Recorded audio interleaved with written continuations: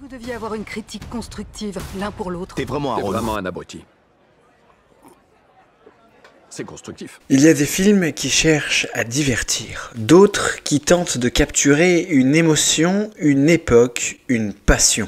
Et puis, il y a F1, le nouveau long métrage porté par Joseph Kosinski, le réalisateur derrière Top Gun Maverick, qui, sans doute, s'impose comme une véritable lettre d'amour à la Formule 1, un hommage vibrant, enivrant, haletant.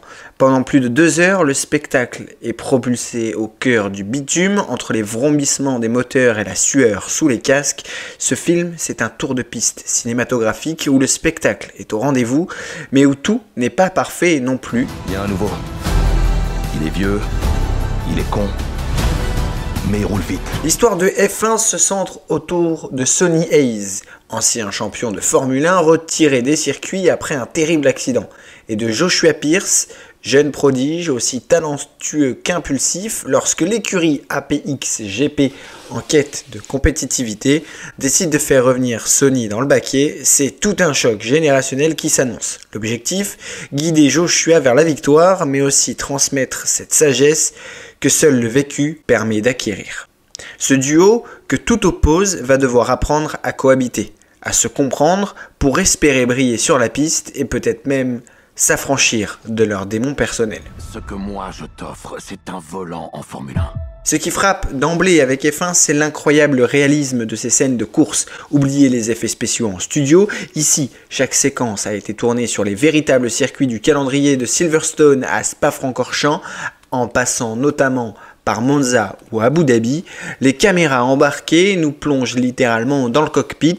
Les tremblements, la vitesse, le rugissement des moteurs, tout est brut, sensoriel, viscéral.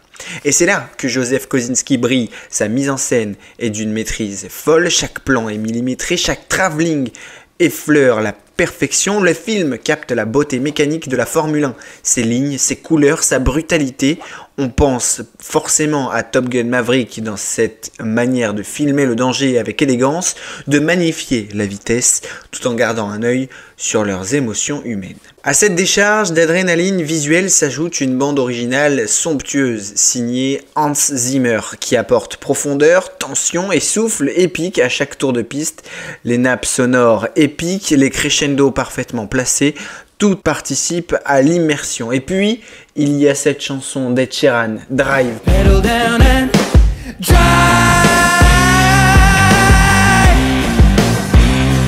Just drive.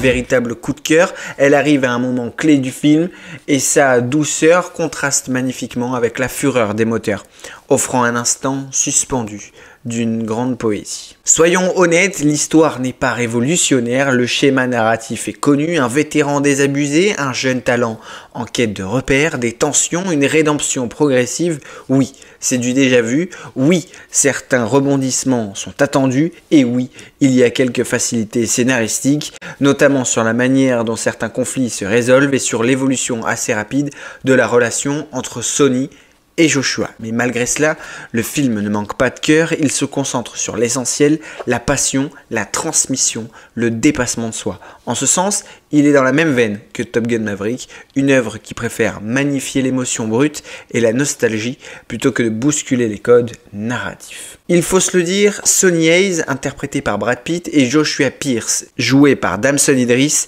ne sont pas immédiatement sympathiques. L'un est arrogant, l'autre impulsif, deux égos, deux mondes, deux visions de la course, mais au fil du film, leurs failles se révèlent, leurs blessures se devinent et leur dynamique devient de plus en plus touchante. Cependant, on regrette un manque d'interaction avec les autres pilotes, le paddock semble un peu déserté, là où Rush de Ron Howard montrait la rivalité féroce entre Niki Lauda et Hunt. F1 se concentre presque exclusivement sur son duo principal, c'est un peu dommage, on aurait aimé un univers plus riche et plus habité. Au niveau des points forts, on peut noter des scènes de course à couper le souffle, immersives, authentiques, spectaculaires, une réalisation sublime signée Kosinski, tout simplement l'un des meilleurs à filmer la vitesse, la musique de Hans Zimmer puissante et évocatrice, la chanson Drive d'Ed Sheeran parfaitement dans le ton qui reste en tête, une histoire touchante qui, même si elle est simple, trouve son efficacité dans l'émotion. Quant au point faible, un scénario parfois un peu trop classique avec des raccourcis et quelques facilités, une galerie de personnages secondaires peu exploités, notamment les autres pilotes, un duo principal qui met du temps à devenir attachant, ce qui peut dérouter au début, un manque de tension dramatique sur certains grands prix qui sont parfois expédiés un peu vite. F1 est un spectacle total, un film réalisé avec passion et précision qui parlera autant aux fans de Formule 1 qu'aux amateurs de sensations fortes. Il ne révolutionne pas le genre, mais il le sublime. Il célèbre la vitesse, la technique, l'humain derrière la machine. Ce n'est peut-être pas le scénario qui vous tiendra en haleine, mais la beauté de chaque scène, le rugissement de chaque virage et la sincérité avec laquelle le film rend hommage à ce sport mythique. F1, c'est plus qu'un film. C'est un moteur qui gronde dans le cœur des passionnés. Alors, attachez vos ceintures et laissez-vous embarquer. Le seul endroit, si tu gagnes, où tu peux dire que tu es, sans conteste, le meilleur